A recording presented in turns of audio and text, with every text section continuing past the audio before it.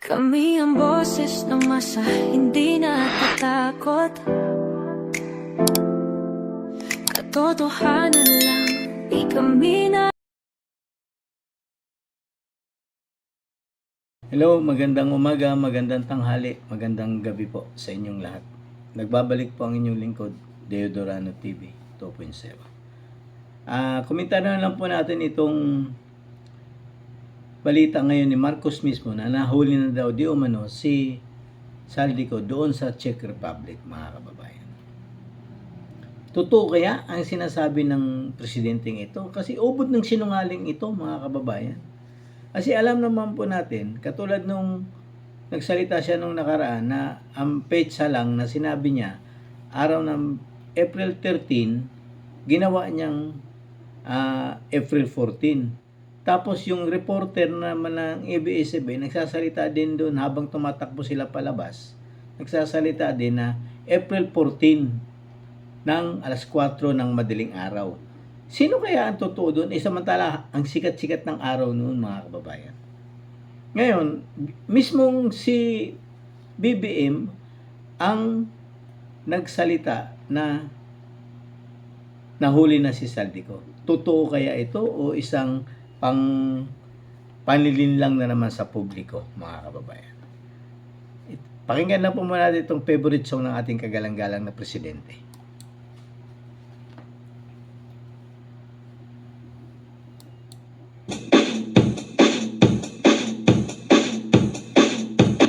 Dancing with the beat with DJ Glenn on the mix.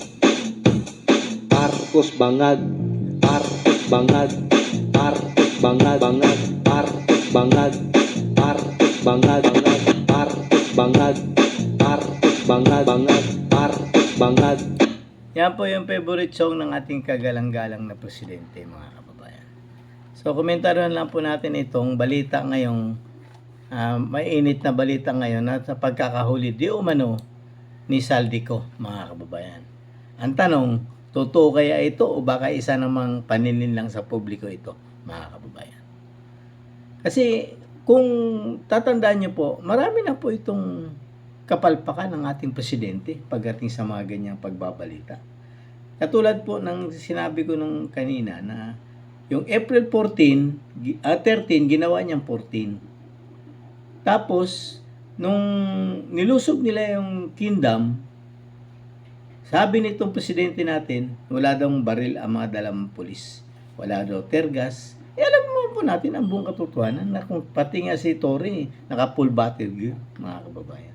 Tapos sasabihin ng ating presidente na wala daw di umano na baril ang dala ang mga pulis. So, pakinggan lang po natin itong report ng TV Patrol, mga kababayan.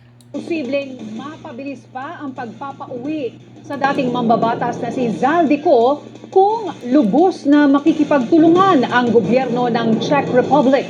Nilinaw naman ng NBI na immigration violation at hindi ang red notice ng Interpol ang dahilan kung bakit nahuli si Ko. Nagpapatrol, Jervis Manahan.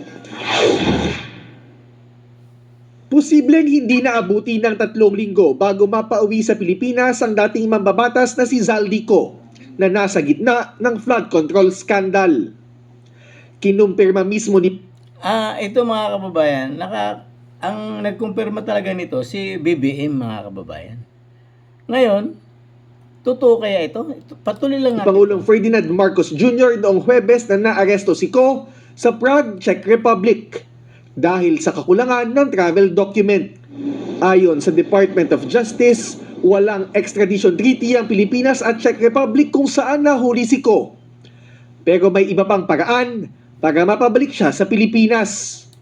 Kaya, mga kababayan, ang mismo nagbalita nito ang ating kagalang-galang na presidente, mga kababayan.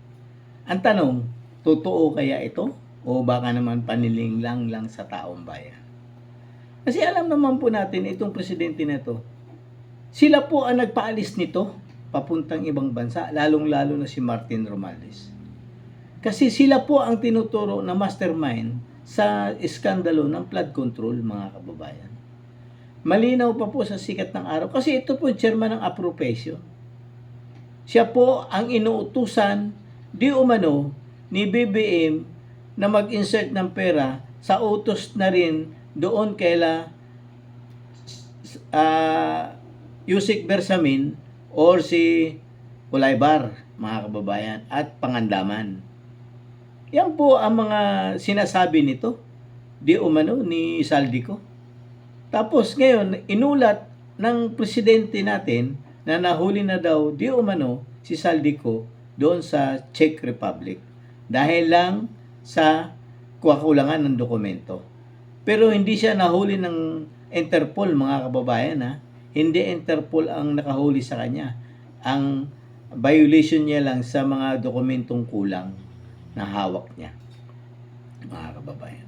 Yan po ang ano. Ang tanong, totoo kaya ito o baka naman panila? Kasi baka mamaya magulat na lang tayo. Mabalitaan natin si Saldico may nangyari ng hindi maganda dyan. Kasi alam naman po natin kung sino ang tinuturo nito. Di ba po, mga kababayan? Si ang tinuturo po nito ay walang iba kung hindi si Lamartine Romualdez at saka si BBM. Bakit hindi natin ipatawag si Yusek Bersamin? Tanungin kung totoo ba talaga yung sinasabi ni Saldico, mga kababayan. At mangyayari kaya ng pag-aharap nila Bernardo, ni Gutesa, ng 18 Marines at ni Saldico? At para malaman talaga natin kung sino yung nagsasabi ng totoo. Kung ako ba naman kay Ping Lacson, hanggat wala pa si Saldico, dapat kinakausap niya na yung 18 Marines at saka si Gutesa regarding dun sa siniwalat na mga 18 Marines, mga kababayan. Bakit hihintayin pa natin si Saldico? Ay paano kung matigok yun? Alam naman po natin na mayroon nagbabanta sa buhay niya. Siya rin po ang may sabi nun, mga kababayan. Yan po ang nakakalungkot. Kailangan po nating protektahan ngayon si Saldico kasi siya lang ang susi na para malaman natin ang iskandalo ng flood control. Siya po talagang pinakasusi dito. Wala hong iba, mga kababayan. Kasi ang nangyari po sa ngayon, para bang binubulag tayo ni BBM, parang pinapalabas sila, natutuwa sila sa pagkakahuli ni Saldico. Pero alam natin na kung sino ang tinuturo nito, mga kababayan. O baka mamaya nag-aaway na itong magpinsan na si Martin Romualdez at saka si BBM, mga kababayan.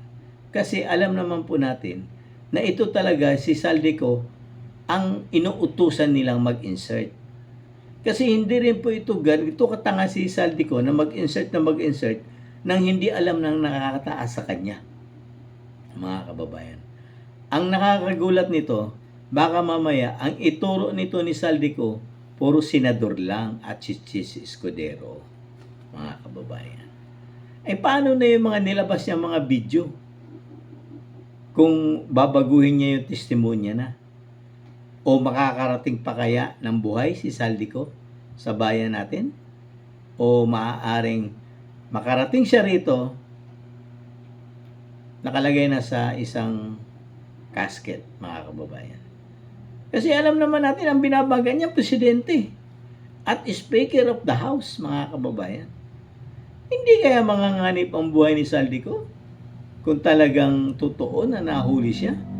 Kasi wala pa naman yung prueba na nahuli talaga May nakita po ba kayo? Basta ang putok na putok lang dahil ang nagbalita mismo ating presidente at yan ang umiikot sa media. Ang tanong, alam naman natin na maraming media ang bayaran ngayon.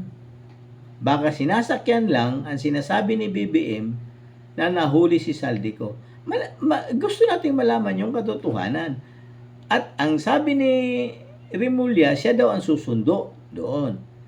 Pero sana, bago man lang sana malaman natin na magkarating sila doon, sana makakuha man lang tayo ng dokumento na nahuli doon sa Czech Republic kasi sigurado nasa newspaper nila yan, mga kababayan, o sa mga report doon sa mga media.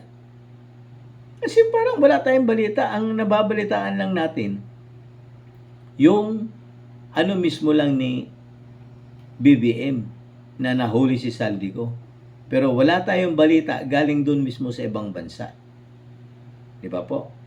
Kung totoo ba o o fake news na naman ito, mga kababayan, para lang pagtakpan ang iskandalo ng flood control. Kasi hindi kaya sila natatakot, mga kababayan, sa mangyayari nila ngayon? Once na makarating si Saldico dito sa atin, ng buhay? O baka naman hindi na makarating dito yan? Kasi sinabi mismo ni Saldico, mga kababayan, na pinaalis mismo siya ni Martin Romualdez. Sinabihan lang siyang may sakit. At nung bumabalik siya, hindi na siya pinababalik. Diba? Sino ngayon ang nagbabanta sa kanyang buhay? Sino ba ang sangkot sa iskandalo na kanyang binubulgan? O di ba yung dalawang malalaking tao? Di umano? Ayon mismo kay Saldico yan, mga kababayan. Yan po ang nating babantayan sa mga susunod na araw. Ang sinasabi nila, makarating daw dito si Saldico na sana buhay at maayos na kalagayan. At paano yung mga dokumentong hawak niyan? O baka naman yung susundo o kakausapin mo na, alam naman natin ang gobernong ito, takot ito sa sarili nilang multo, mga kababayan. Yun po ang nakakalungkot lang dito, mga kababayan. Parang ayaw po talaga nilang malaman ang katotohanan. Hindi na tayo magulat kung si Saldico, mabalita natin may nangyari na hindi maganda sa kanya. Kasi alam naman po natin na kung sino ang tinuturo ni Saldico sa iskandalo ng flood control, mga kababayan. Alam po nating lahat kasi nagkalat naman po ang video ni Saldico sa social media at alam naman natin bihirang-bihira lang patulan ito ng mainstream media, mga kababayan. Dahil si BBM ang naglabas, kaya sa 4 na sulok ng Pilipinas, kalat na kalat ang pagkakahuli ni Saldico. Ang tanong, totoo kaya ito o fake news, mga kababayan? O hanggang dito na lang po. Palambing naman po ng like at share at subscribe po to my YouTube channel and Facebook page. Marami pong salamat. God save the Philippines. Kami ang boses ng masa, hindi natatakot. Katotohanan lang, di kami nalulunod. Walang bahid ng sismis, lahat ay totoo. Kahit sino ka pa, pag mali ka babanatan ka. Walang pinipili kulay, wala kaming kinikilingan. Basta para sa bayan, kami lalaban. Pagtama palakpakan, pag mali banatan. Di matitinag, di matatakot, para sa bayan tuloy ang sigaw. Sa harap ng kamera, walang halong takot. Mga baluktot, lahat kayo'y tutumba. Ang hustisya at totoo